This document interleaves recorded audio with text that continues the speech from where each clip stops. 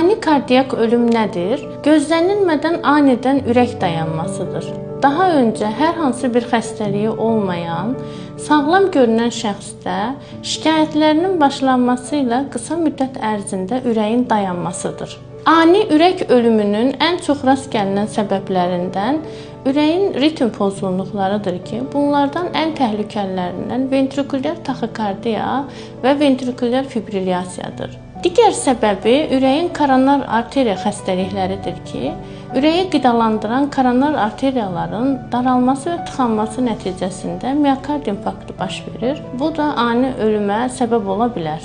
Genetik xəstəliklərdən, yəni ailədən gələn ürək xəstəlikləri, ürəyin əzələ sisteminin xəstəliklərindən hipertrofik kardiomiopatiya dediyimiz xəstəlikdir ki, bu da daha çox 35 yaşın altı olan şəxslərdə rast gəlinir.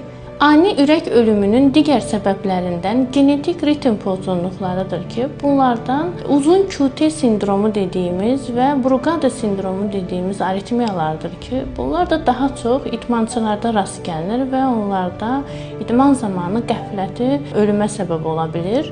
Ani ürək ölümünün digər səbəblərindən aorta anevrizmasıdır ki, daha çox ürəkdən çıxan hissəsində rast gələn anevrizmadır ki, bunun cırılması nəticəsində də ani ölüm baş verə bilər. Ani ürək ölümü zamanı qan dövranını bərpa etmək üçün mütləq ürək masaj olunmalıdır və ya elektroşok verilməlidir.